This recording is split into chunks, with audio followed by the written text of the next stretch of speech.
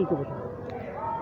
এইটো MLA উন্নয়ন ফাণ্ডৰ টকা আছিলে 10 লাখ টকা, কিন্তু ইমান দিনত 3 বছৰ হ'ল আজিলৈকে তাৰ কোনো ধৰণৰ সম্পূৰ্ণ হোৱা নাই। মাজতে পিন গাঁঠিলে বাৰাণ্ডাৰ, পিন গাঁঠি মাটি পেলাওঁতেই পিনটো খহি পৰিলে।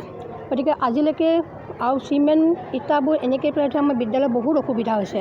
ল'ৰা ছোৱালী কণ ল'ৰা ছোৱালীবিলাকৰ অসুবিধা, ভৰি সোমাই যায়, কষ্ট পায়। গতিকে কোনো ধৰণৰ উৰ্ধ্বতন বিষয়া কোনো ধৰণৰ কাণ সাৰ নাই। এইটো ঠিকাদাৰে কৰিছে? ঠিকাদাৰে কৰিছে। আজিও সম্পূৰ্ণ হোৱা নাই। বিদ্যালয়ৰ অসুবিধা হৈছে? বিদ্যালয় বহুত অসুবিধা হৈছে।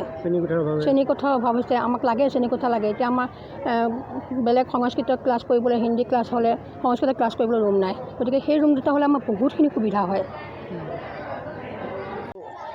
2020 চনতে আৰম্ভ কৰিলে ডিম্বেশ্বৰ দাসৰ দিনৰে MLA ফাণ্ডৰ 10 লাখ টকাৰ ঘৰটো আজিলৈকে সম্পূৰ্ণ নহ'ল।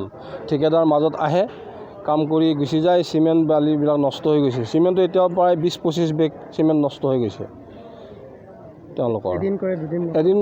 এদিন মানে মিস্ত্ৰী পাৰ্টি বদলিয়ে থাকেচোন, আজি এটা বদলিব, কালি এটা বদলিব, এনেকৈ বদলি আছে। আজিও আহিছে মিস্ত্ৰী কৰিবলৈ, কিন্তু সেই বেলেগ মিস্ত্ৰীহে আহিছে।